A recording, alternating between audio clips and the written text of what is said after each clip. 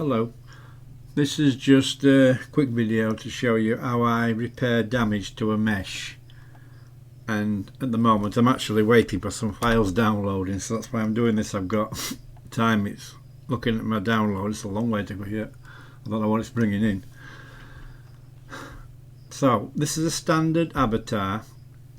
He's 1.8 meters in height. If we look at him there, you can see he's on the Z-axis, or Z as the Americans call it.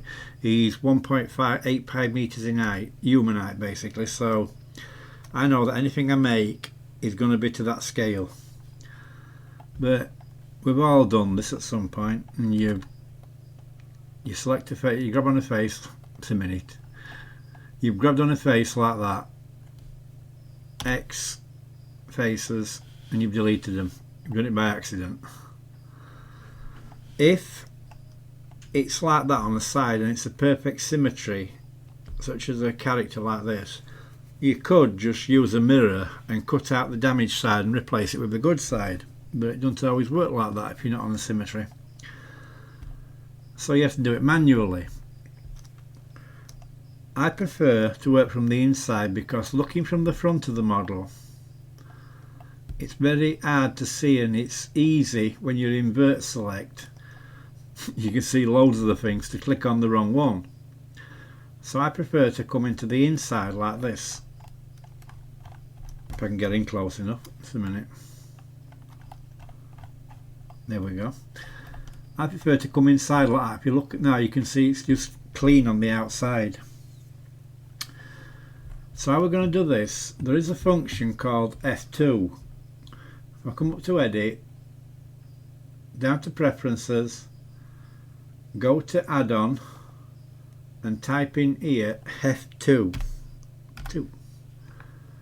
That brings up this is mesh F2. If you click on the little drop down arrow, it tells you what it does. It extends the make edge slash face functionality. Must improve on its grammar a bit, but basically it makes extra faces. If you save preferences, get out of there, then click into the mesh by hitting tab. Now we can use the F2. So if you click on the vert and you press F, it makes a face for you. So we'll come down like this, make another face. Try and keep them square. And don't run off, just press F like that. And when you get to the bottom one,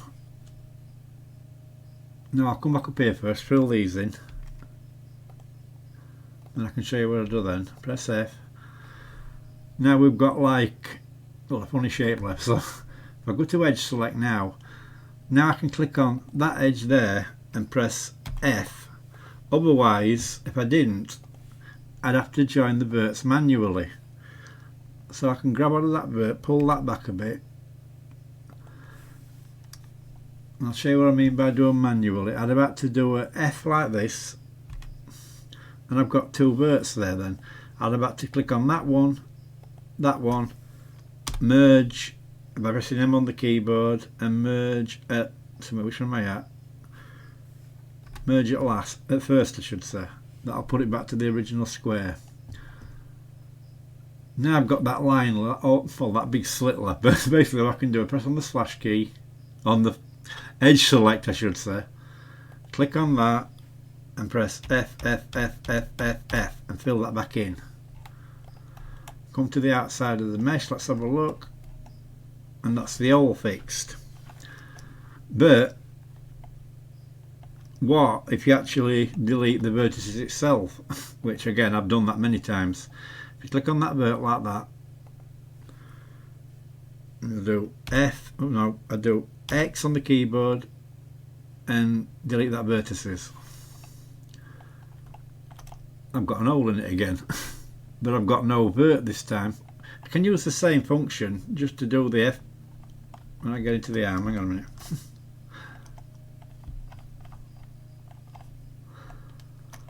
I can't find the hole, I've just put in it. Oh, there.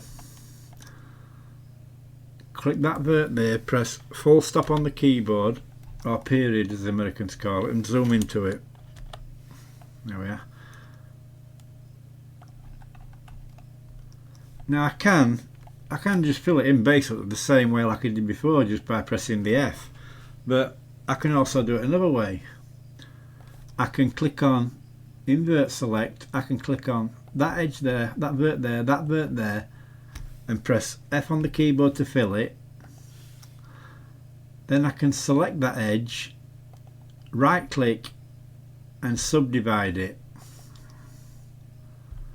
I can do the same with that one there, grab that vert in the center, fill it, grab that vert there and that vert there and fill that, and that puts my vertices back in the center. Then I can grab the edge, grab that edge, fill it. I can grab that edge and fill that, and lastly I can grab that edge and press F, F, and it hasn't filled the last one in just a second. F, there we go, and that's repaired that. So that's another way of doing it. But like I said, what happens if you make a major mistake? Let's go into Alt Z just so I can see through it, and I go like that, and I do an X vertices. There we are. Is that an amputation now? Back into full view. Back into minute to get Alt Z, get the X-ray off. Now that's a bit beyond by replacing vertices now. So what you can do now is there's another add-on called Auto Mirror. So if we come up to edit again, go to preferences, and I type in the search bar Auto M-I-R-R, Auto Mirror, and there he is. Click on the drop down and you can see it says super fast cutting and mirroring for meshes. So again, save preferences, close that. If we go into there like that, I'll do a Control A and I'll reset the transforms of him. Set origin to geometry. Press N on the keyboard and I come up to my edit bar there, and there it is, it's Auto Mirror. Now let's try it both ways because I can't remember which way it does it, but if you click on that and click on Auto Mirror, you see that's it's first to cut both his hands off. So go back now, Control Z, take it back, and I'll switch it to down here to negative, and I'll click on it again, Auto Mirror, and there you are, it's put his hand back on. So you change it by clicking the little drop down and changing from positive to negative. If you want to change this side, switch to negative and positive, backwards and forwards, basically just experiment till you get it right. So that's another way of doing it. And now we've got an auto mirror on him now. So again, I can come back down to my spanner or my wrench where my modifiers are, click the drop down and apply the mirror, and we've got him back again. Granted, we've got a seam down the centre, but he appears to be all, just a second, yeah, we're clipping on, we're clipping more on. That's the best thing about the auto mirror, it puts the clipping on for you, because I forgot that so many times. So that's how you repair a big damage like that. But take it back again, Control Z to put the mirror back, because there is another way of applying the mirror, because usually you'll come in there like that, click the drop down and apply. But if you've got like 20 modifiers on it, because you could have a mirror, you could have a solidify, subdivision, you could even have a shrink wrap, you could have all these modifiers applied to it, and you've got to go down and click there, click like that, apply them all one at a time. Or you could come up, in fact I'll put another modifier on just to show you what it does. Just put a shrink wrap on, Not going to do anything, just put them on like that. I don't want to solidify, it's making thicker. Let's add with shrink wrap there. That's it, I've got 2 on. Should have 2, yeah. So if I come up to, click on my character, come up to object, down to the bottom where it says convert, and we want to convert it to a mesh,